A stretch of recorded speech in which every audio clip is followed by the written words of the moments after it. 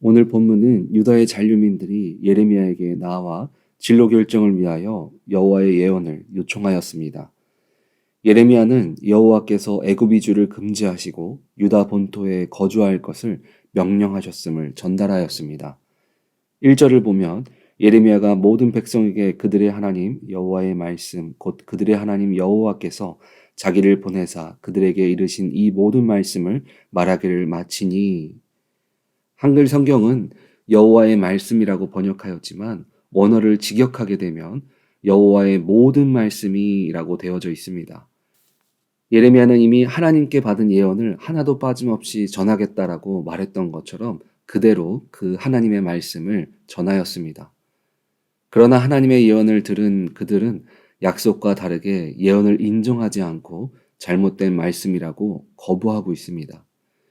2절을 보면 호사야의 아들 아사랴와 가레야의 아들 요하난과 모든 오만한 자가 예레미야에게 말하기를 내가 거짓을 말하는도다. 우리 하나님 여호와께서 너희는 애굽에 살려고 그리로 가지 말라고 너를 보내어 말하게 하지 아니하셨느니라. 잔류 유대인들의 리더자들을 성경은 오만한 자라고 말하고 있습니다. 그들은 하나님의 말씀을 듣고도 인본주의적 생각에 빠져서 진정한 메시지를 듣고 받아들이지 못했습니다.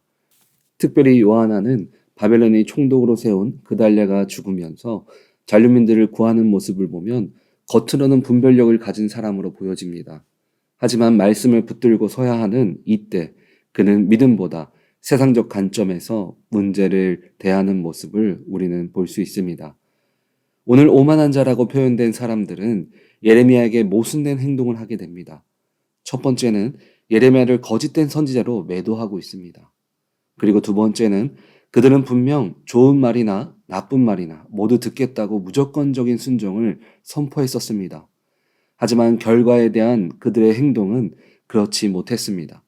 그리고 이어서 왜 예레미야가 거짓 선지자인지를 3절을 통해서 말해주고 있습니다. 이는 네리야의 아들 바룩이 너를 부추겨서 우리를 대적하여 갈대아 사람의 손에 넘겨 죽이며 바벨론으로 붙잡아가게 하려 함이라. 잔류 유다 백성들은 바룩이 좋지 않은 의도를 갖고 예레미야를 꼬셔서 거짓 예언을 하게 했다라고 매도하고 있습니다. 하지만 바룩이 한 것은 자신의 의견을 전한 것이 아니라 선지자의 예언의 말씀을 정리하고 기록한 서기관이었을 뿐입니다. 현재 잔류 유다 백성들의 마음은 한글 성경에 우리라는 단어가 한 번 사용되어져 있지만 원어로 보면 3절 한 구절에 4번이나 사용되어져 있습니다. 우리를 대적하여, 우리를 넘겨, 우리를 죽이며, 우리를 붙잡아가게. 이것은 그들의 마음이 하나님의 뜻을 정면으로 거스르고 있음을 명확하게 보여주고 있습니다. 4절을 보면 이에 가레야의 아들 요하난과 모든 군 지휘관과 모든 백성이 유다 땅에 살라 하시는 여호와의 목소리를 순종하지 아니하고. 성경은 예레미야를 뺀 모든 사람이 자신들의 생각을 고집하면서 하나님의 말씀에 순종하지 않았다라고 말하고 있습니다. 우리는 갈라디아서 2장 20절의 말씀을 보면서 십자가에 내가 죽고 오직 예수 그리스도만 살아가야 한다고 고백합니다. 그 이유를 4절을 통해서 우리들에게 보여주고 있습니다. 나의 고집과 나의 생각에 붙잡혀 있기 때문에 그들은 눈으로 직접 하나님의 일하심을 경험하고도 불순종하고 있기 때문입니다. 출애굽하는 이스라엘 백성들은 10가지 재앙의 모습을 통해서 자신들이 400년 동안 우상을 겸하여 섬기고 살아왔던 방식보다 내가 지금 믿고 따라가는 하나님이 창조주 하나님이라는 것을 계속 보여주셨습니다. 하지만 그들은 믿음으로 애굽 땅을 떠나고 물이 떨어지자 불평하고 자신들을 이끌어온 모세가 시내산에 내려오지 않자 그들의 손으로 금송아지를 만들어 섬겼습니다. 왜냐하면 그들의 신앙은 가시적인 신앙을 가졌기 때문입니다. 눈에 보이면 믿고 눈에서 사라지면 그 신앙이 사라졌습니다. 오늘 잔류 백성과 지휘자들도 동일한 신앙을 가졌습니다. 말로만 전해지는 하나님의 말씀이 그들의 마음에 심겨지지 않았습니다. 그들이 하나님의 말씀에 순종하지 못했던 것 중 다른 이유는 5절을 보면 가랴의 아들 요하난과 모든 군 지휘관이 유다의 남은 자 곧 쫓겨났던 여러 나라 가운데서 유다 땅에 살려하여 돌아온 자. 5절을 보면 마지막 부분에 그들을 유다 땅에 살려하여 돌아온 자라라고 말하고 있습니다. 그들은 이미 전쟁으로 다른 지역에 갔다가 다시 유다 땅에 돌아왔던 사람들이었습니다. 그들의 목적 자체가 유다의 정착이 아니었습니다. 그냥 지나가는 자리로 생각하고 있었던 사람들이었기 때문에 애굽으로 떠나는 것이 그들에게는 정착보다 더 쉬운 결정이었습니다. 그래서 그들의 결정은 6절에 곧 남자와 여자와 유아와 왕의 딸들과 사령관 느부사라단이 사반의 손자 아히감의 아들 그다랴에게 맡겨둔 모든 사람과 선지자 예레미야와 네리야의 아들 바룩을 거느리고.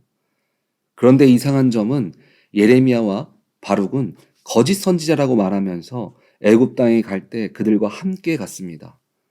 한글 성경은 거느리고라고 표현하고 있지만 이 단어는 부정 의미를 지닌 단어로서 끌고 갔다, 잡아서 데리고 갔다라고 해석할 수 있습니다. 그러니까 예레미야와 바룩은 자신의 의지와 상관없이 애굽에 가게 된 것입니다. 사실 요한왕과 지휘관들은 하나님의 말씀을 정치적으로 이용해서 애굽으로 한마음으로 끌고 가려는 목적을 갖고 예레미야를 거짓 선지자로 몰았던 것입니다. 그들을 왜 끌고 갔는지는 성경은 정확하게 말하고 있지 않지만 아마 그들 마음속에는 하나님을 두려워하는 마음도 갖고 있었을 것입니다. 오늘 본문을 예레미야의 입장에서 보면 믿음으로 살아가기 힘든 세상 속에서 어떻게 믿음으로 이겨나갈 수 있는지를 함께 나눠보려고 합니다. 첫 번째는 가시적인 신앙을 이겨내야 합니다. 사람은 눈에 보이는 것을 중요하게 생각합니다.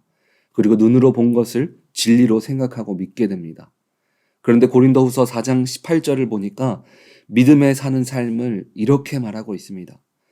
우리가 주목하는 것은 보이는 것이 아니요 보이지 않는 것이니 보이는 것은 잠깐이요 보이지 않는 것은 영원함이라. 우리는 눈에 보이는 쉬운 길이 모두 하나님의 길이 아님을 기억하시기 바랍니다. 하나님은 어려운 길도 우리에게 주시면서 그 길을 이겨나가게도 하십니다. 그렇다면 우리가 고난을 믿음으로 이겨나갈 때 주시는 축복은 무엇입니까? 고린도서 4장 17절 그 한 절 뒷부분을 보면 우리가 잠시 받은 환난에 경한 것이 지극히 크고 영원한 영광에 중한 것을 우리에게 이루게 함이니. 주님은 우리에게 시간이 지나면 없어지고 불면 사라지는 것이 아닌 영원하고 한량없는 주님이 주시는 큰 영광이 눈에 보이는 신앙을 이겨 믿음으로 보이지 않는 것을 믿음으로 나아가는 자들에게 주심을 믿으시기 바랍니다. 두 번째는 내 정체성을 하나님께 둬야 합니다. 오늘 본문의 잔류 유다 백성들은 말 그대로 자신들의 인간적 생각에 따라 모든 것을 결정하고 옮겨다니는 거류민들입니다. 이미 세상에 속한 사람으로 하나님의 말씀을 바라보고 판단하고 분별했습니다. 그렇지만 우리는 요한복음 8장 47절의 말씀처럼 하나님께 속한 자는 하나님의 말씀을 듣나니 너희가 듣지 아니함은 하나님께 속하지 아니하였음이로다.